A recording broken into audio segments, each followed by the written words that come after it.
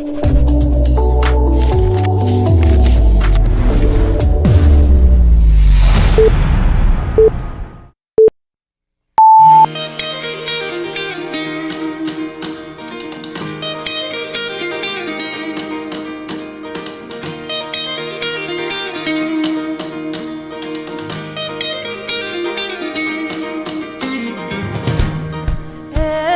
tribe will see your glory.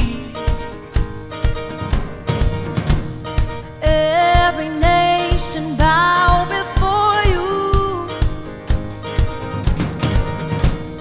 All our treasure turn to ashes in the light of you.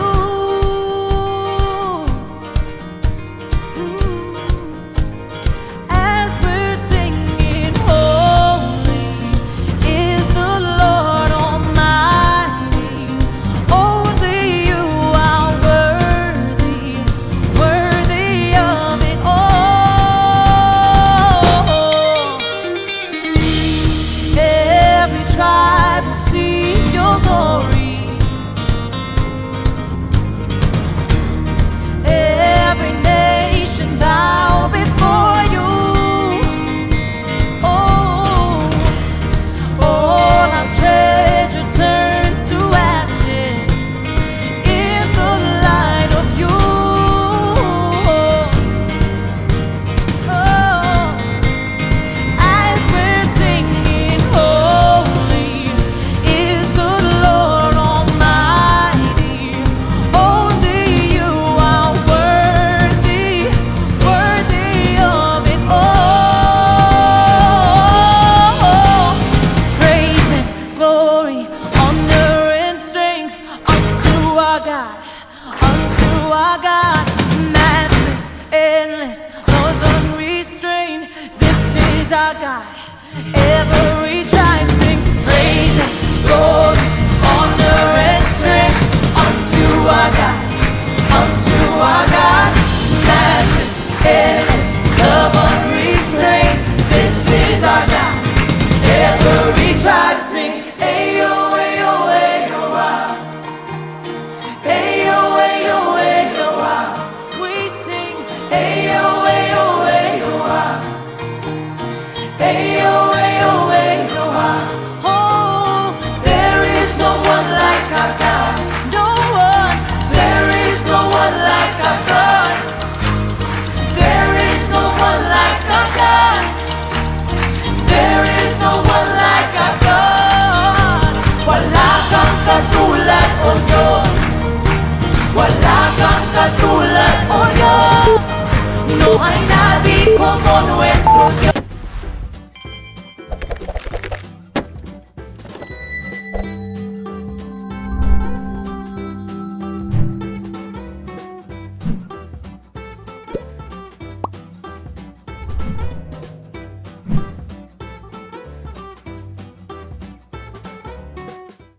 Happy Tuesday morning po sa ating lahat mga kapatid. Salamat po sa ating napakabuting Panginoon na tayo ay muling ibinangon sa ating mga higaan na taglay ang panibagong buhay at kalakasan. At isang umaga na punong-puno ng pag-asa para sa ating lahat.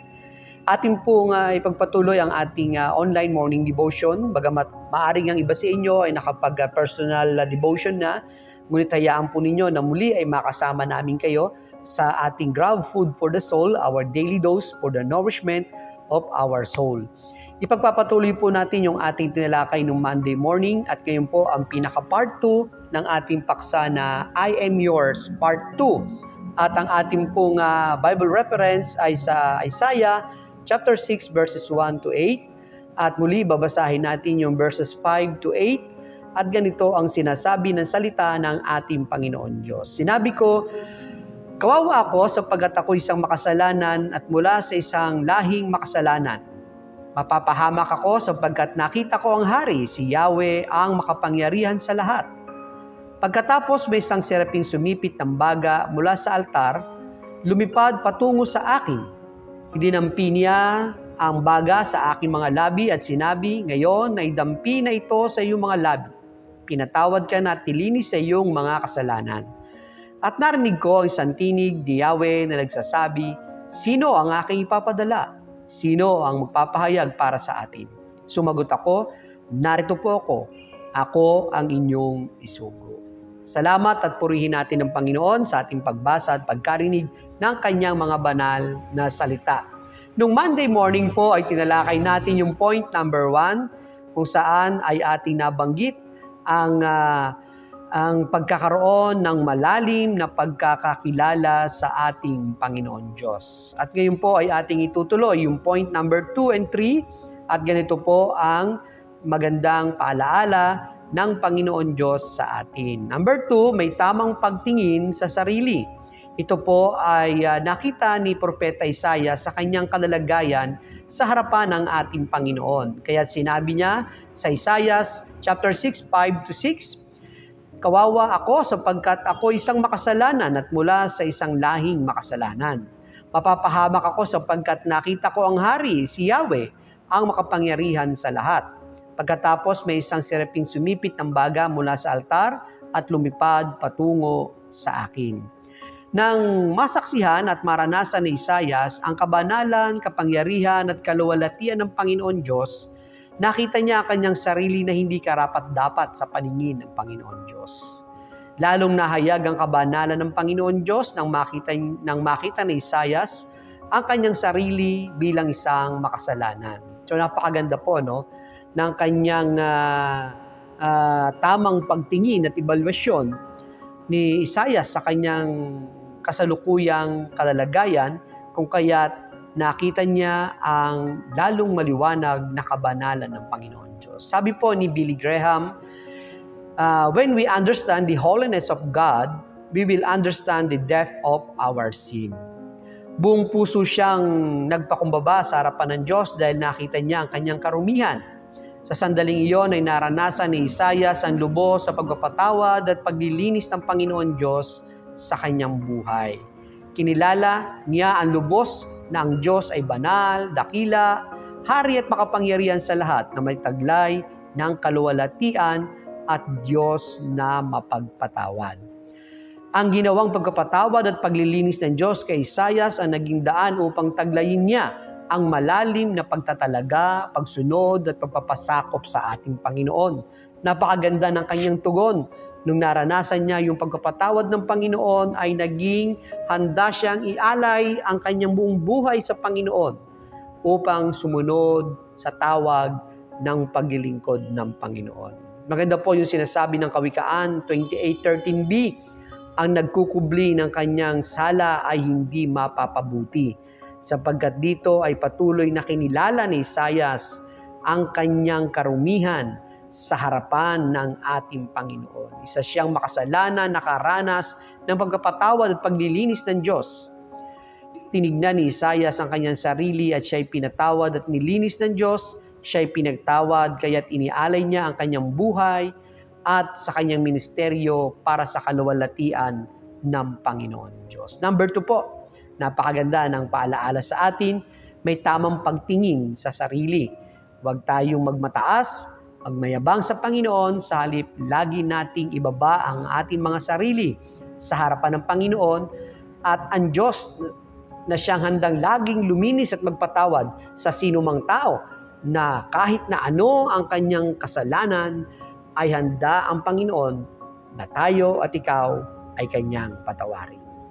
Number 3 po, may buong pusong pagsunod sa Panginoon Diyos. Sabi nga po sa Isaiah 6:8, at narinig ko ang tinig ni Yahweh na nagsasabi, sino ang aking ipapadala? Sino ang magpapahayag para sa atin? Sumagot ako, narito po ako ang inyong isugo. Nang sinambit ni Isaiah na narito po ako, Panginoon, ako ang inyong isugo, ito ay full surrender to God. Itinalaga ni Isaias ang kanyang buhay upang sumunod sa ipapagawa sa kanya ng Panginoon Diyos. Si Isaias ay sinugo ng Diyos upang maging mensahero o mouthpiece of God. Bilang pagpapakita ng kanyang buong pusong pagsunod sa Panginoon Diyos, siya ay naging masigasig sa pag-akay sa kanyang mga kababayan upang magsisi talikuran ang kanilang mga kasalanan at manumbalik sa ating Panginoon. Kaya ang wika po ng isang manunulat na nagngangalang C.S. Lewis, To know God is to know that our obedience is due to Him.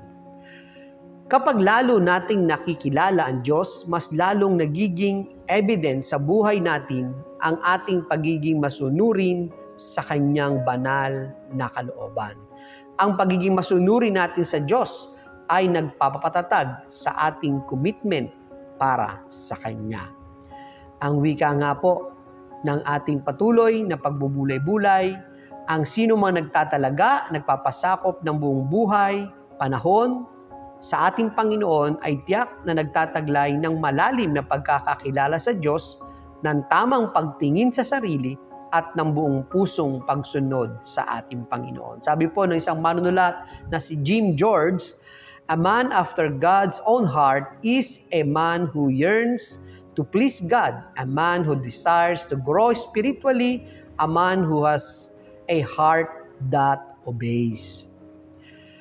Maging mithiin nawa ng lahat ng kumilala sa Panginoon Diyos na lubos na magtalaga, magpasakop at sumunod sa Kanyang banal na kalooban.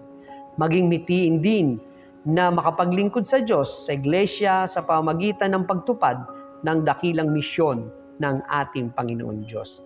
Hinihintay ng Panginoon ng lahat ng Kanyang mga anak at lingkod na magsabi, "Lord, I am yours. Equip me, edify me. Here I am, send me." Ito po ay mga kataga ng may malalim na pagkakakilala sa ating Panginoon Diyos. Kayo po ba ay naka-ready na? Kung kayo po ay naka-ready na, praise the Lord. At kung kayo po ay naghahanda pa ang Diyos, ay laging handang magantay upang tayo ay magsabi, "Lord, I am yours. Equip me, edify me, and here I am, send me."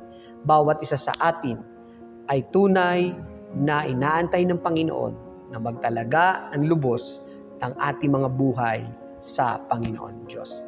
Nais ko po muli kayong ipanalangin sa Panginoon sa umagang ito at patuloy tayong samahan at gabayan ng Kanyang diwang banal sa buong maghapon na ating gagawin. Panginoon, narito po ang aking mga kapatid, mga kaibigan na ngayon ay kasama namin sa aming pagpupurit, pagluwalhati sa pamamagitan naming online morning devotion. Panginoon, patuloy ko po silang dinadalangin kung sila man ay mag-work, ang pag-iingat po, makarating sila ng ligtas at payapa sa mga magsisipag-aral. Ganun din po, Panginoon, ang iyong karunungan at pag-iingat simula sa mga bata hanggang sa mga nag-aaral sa kolehiyo.